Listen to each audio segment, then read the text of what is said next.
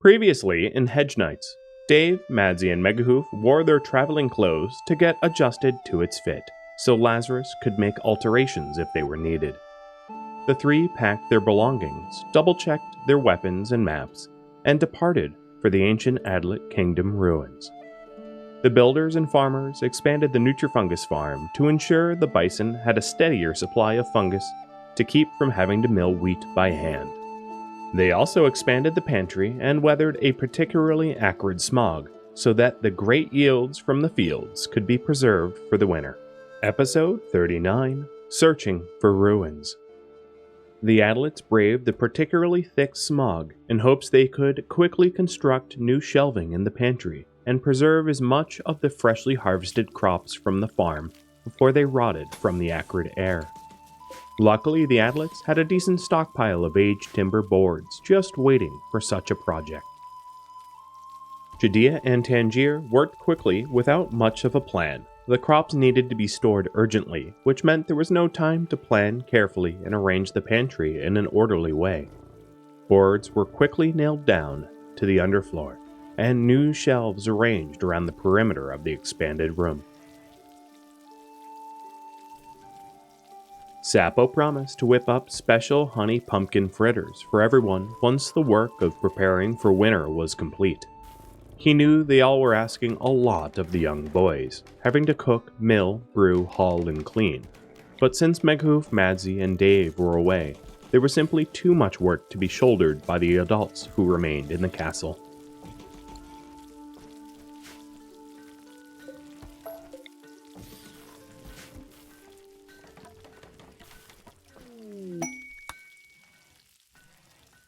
Dave warned Madsy and Megahoof that they were coming up upon what was likely the most dangerous crossing of their journey, a major road that ran alongside the northern river. He made sure the other two knew once they approached the road they'd have to quickly traverse and then cover their tracks once they disappeared into the dense forest on the other side. The trio took a short break with the road just on the horizon, and then once they were well rested, they hurried across.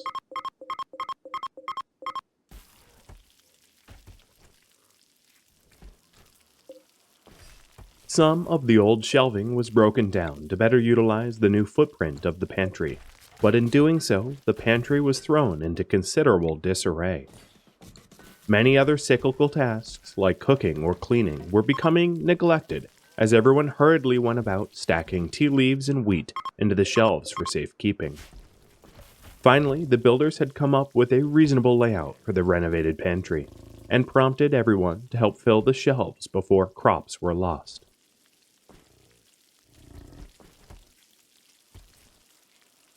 The smog had lifted, and with it, the spirits were lifted as well. The Adlets could breathe a little easier, and the bison continued to roam around their tiny pens. The smog had withered some of the tea leaves, but Sapo and Lazarus had sown such an overabundance of tea so they could start drinking it again, that a few lost bushels of leaves weren't worth fretting about. Judea reaffirmed with Sapo and Lazarus that the plan was to convert the cycoid fields over to grazing land for the bison. They both agreed that that indeed was the plan.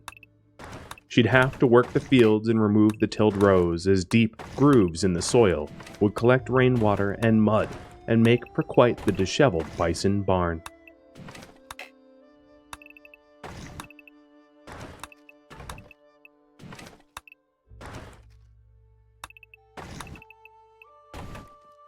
There was the issue that much of the ambrosia around the keep was already situated around the cycoid fields. But since ambrosia had a tendency to sprout up rather regularly, Sapo and Lazarus thought it might be fine to allow the bison access to the ambrosia, since it would only be a matter of time until new bushes popped up elsewhere. The boundary arboretum was filling out quite nicely, and with these 6 distilled extracts in stock and the barrel full of ambrosia awaiting distillation, the Adlets were no longer so critically reliant upon ambrosia for survival. The final stage of expanding the Nutrifungus farm was underway. Build a new wall out where the heel root was once sown, and then break the old wall down and multiple doors that had become obsolete. The fungus supply for the bison was already looking a little low. Sapo and Lazarus worried that expanding the farm, even with the newest plan to take over the heel root spot, might not be enough. Sapo shuddered when thinking about hand milling wheat, but likely that's what he'd have to do as a stopgap measure. Maybe he could pay the boys in extra sweet foods to have them help instead. Everyone had been so busy preparing for winter that the castle was getting rather dirty. Sapo asked for everyone to take a break for the morning to help clean up, as he worried all of the filth might start affecting not only the kitchen, but also Megahoof's laboratory. He wasn't sure how delicate of a process distillation was, but knew cross-contamination was likely an issue. It didn't take long for the castle floors to start looking spotless again, and it was a rather welcome change of pace.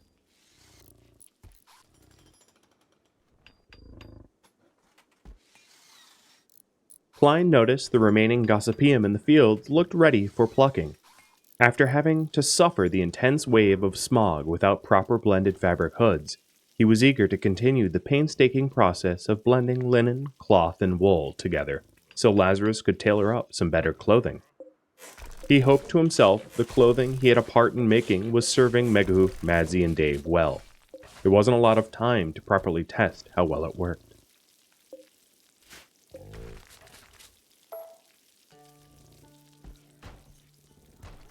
The boys missed Madzi.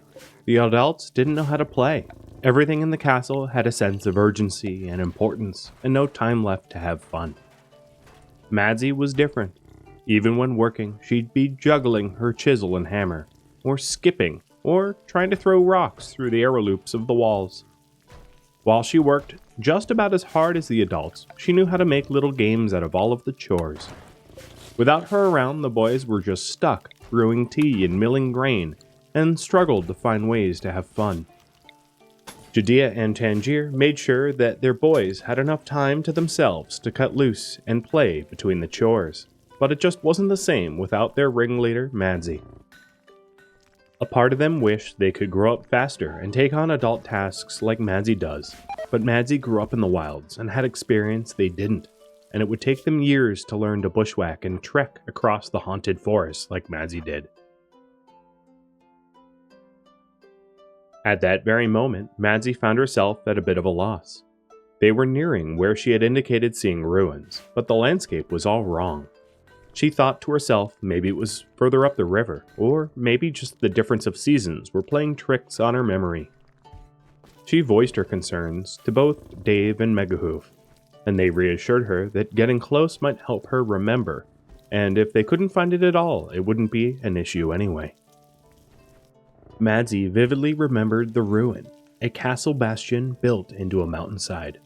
She remembered the visitors patrolling out front, and the signs of many more marching around the perimeter. She thought long and hard about the bastion's surroundings, the smells in the air, the sounds aloft in the breeze, but couldn't draw on her memory to resolve any better of a picture. Dave, on the other hand, was vigilantly scanning their surroundings for boot prints, discarded refuse, carcasses of hunted animals, or any other clues that an enclave of visitors were near. He hadn't picked up on any such clues, but his guard was up and eyes ever watchful. Megahoof took a different approach. He studied the maps drawn by Madzi and envisioned the way a mighty kingdom may have looked hundreds of years in the past. While the High Adlet kingdoms forged a fairly long and stable peace, borders were still guarded and sometimes strategic locations were reinforced. Bastions would be constructed near contested borders, important trade routes, abundant natural resources, and any other location vital to a kingdom's prosperity.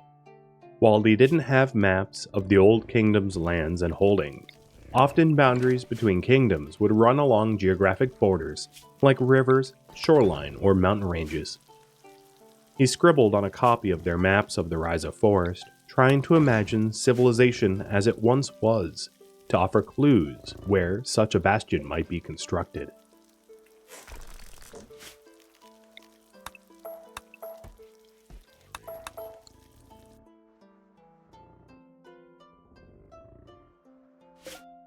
The trio arrived at the first fork along the river that ran roughly parallel to the main avenue. Madsy said it all looked wrong. The trees were wrong, the hills were wrong, and she started to spiral. Megoof placed a hand on her shoulder and told her to slow down and recall small details about what she did remember. When she said that the trees seemed wrong, Megahoof, who likely had the most botany knowledge in the entire world, asked her what she meant by that. She described the trees as slender with long leaves, and the water had so many green fluffy ferns she could hardly believe her eyes. Megoof had her draw the trees and ferns she saw, and thought they sort of resembled the sort you'd find in bogs or swamps. Megahoof asked Dave if he knew of any bogs or swamps nearby that had bog iron or peat. Dave didn't know about bog iron or peat, but he did know that on Ryza's southern border there were 2 small swamps. Dave said that they would set up camp near the shoreline where the pollution was lightest and head for the bogs and swamps at daybreak. Megahoof thanked Madsy for her insight and that the details she recalled truly helped narrow down the search. The trio risked setting up a small pit fire along the shoreline because some of the old driftwood along the river's shore was especially dry and wouldn't produce much smoke. They scraped away a bit of the topsoil to unearth less polluted ground below, before laying down their woolen bedrolls next to the small crackling fire. Megahoof wondered how the other adlets back in the castle were doing. He missed Judea and Bash and hoped to turn back towards home soon. Dave asked Madsy what she missed most about living in the wilds, and she jokingly said bushmeat. Dave laughed and said, "Me too, kiddo, me too. It's hard living with the castle-building veg-eaters, isn't it?"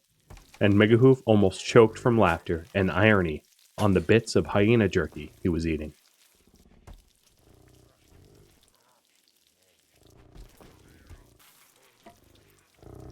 Sappho and Lazarus discussed what they planned to do about the devil strand left in the fields. Some of the crimson mushroom caps had survived the winter, but they were getting closer to ripened size, and risking losing them to a deep freeze wasn't prudent. The plan was to try to wait until the first of winter to allow them to grow with the last of autumn's light. But they weren't going to try to grow them again, as it didn't seem worth the effort, now that Klein could weave blended fabric from far easier to grow crops. The 2 veteran farmers told the boys and Klein they wouldn't be needed in the fields again this year. All that was left was harvesting the devil strand, gossypium, and ambrosia, all of which were too precious to be ruined by inexperienced crop tending. The 2 wanted to draft up a plan for the farm fields for the following spring, but with Megahoof absent, they thought it best to wait for his input.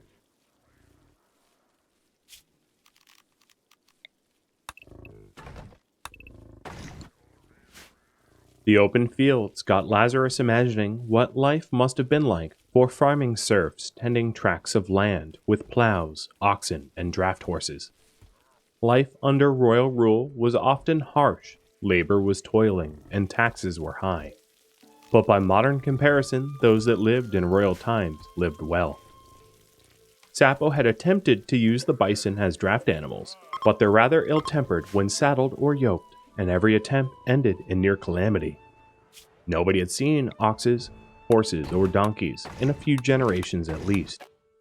So while it might be possible they found refuge on a far-flung island free of pollution, it was unlikely farming large fields would be able to utilize horsepower anytime soon.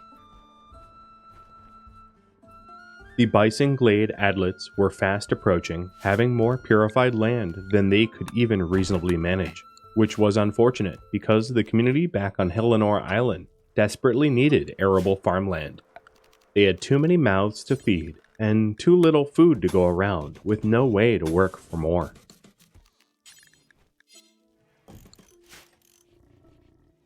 One way to use purified land was to offer it up as grazing pastures for the bison.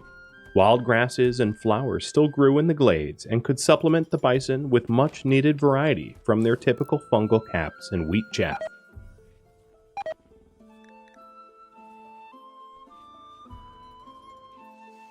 The search party trio trekked up the river westward towards the mink bog nestled into the foothills of the Viteroken Mountains.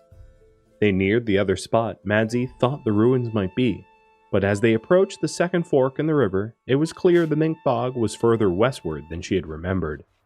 They were undeterred. They planned to search the small bog before turning eastward towards the Rokel wetlands.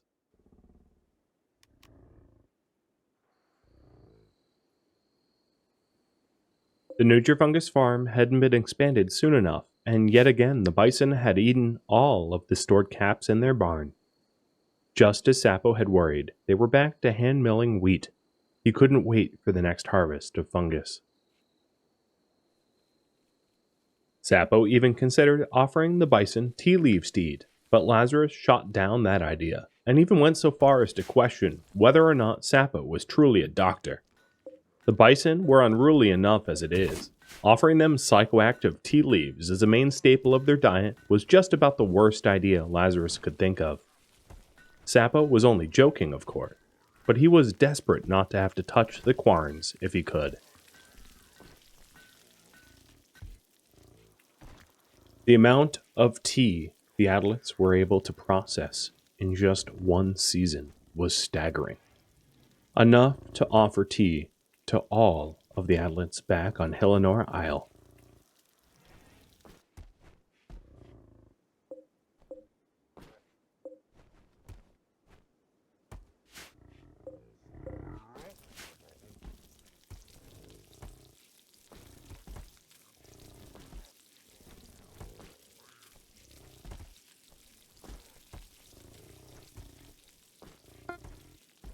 The trio were approaching the mink bog, and Dave asked Madzi if anything looked familiar. Without being in the bog itself, Madzi couldn't say for sure. She'd know once they got a lot closer. Dave looked for signs of foot traffic. Moving around bogs was perilous, and tracks were difficult to cover. There weren't any signs of visitor patrols or hunting. Dave thought it was unlikely an Adlet bastion frequented by visitors would be anywhere around, but it wasn't much out of the way, and it was best to be sure. Towards the mink bog they went, careful to often stop and listen for the telltale signs of clanking metal or battle roars.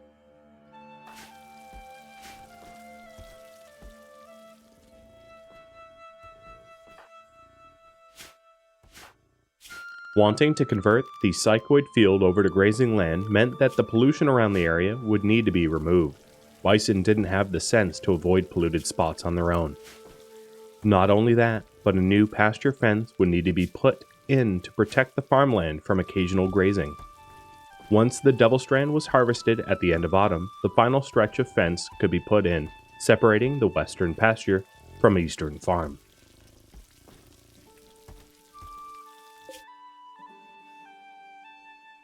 As they approached the sulfuric-smelling bog, Madzi remembered a vitally important detail. She recalled smelling the ocean breeze when she discovered the ruins, but also was certain it was a swamp. The mink bog didn't have the trees that matched Madzi's descriptions. The trees were thick and twisted cypress, not the slender red palms she had described. The bog also lacked strategic resources, seemingly devoid of both peat and bog iron, so it wasn't a logical spot for a bastion anyway. The three headed eastward towards the Rokel wetlands, encouraged by the clues they had all pieced together. With the newly picked gossypium, Klein was hard at work spinning the fibers into cloth and then blending them into a compact fabric with linen and wool. It was tough work for a man of his age, but he was eager to blend enough fabric for everyone who wanted a hood to have one.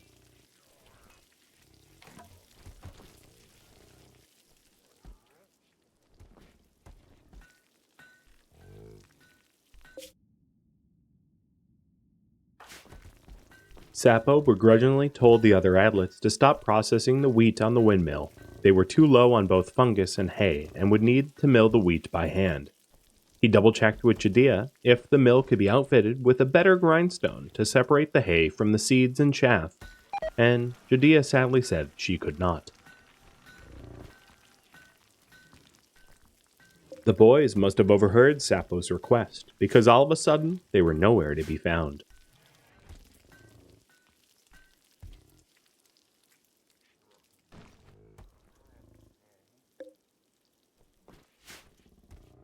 With much of the preparations for winter completed, the Adlets could continue the tradition of purifying soils within the castle walls.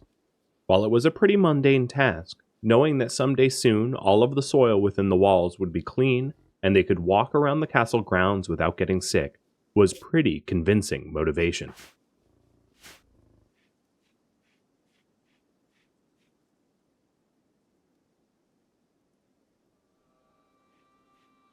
Autumn was half over, and the Adlets in the castle yearned for their compatriots to return home safe, sound, and successful, while the trio prayed that the sieges and raids had gone easy on their family in their absence.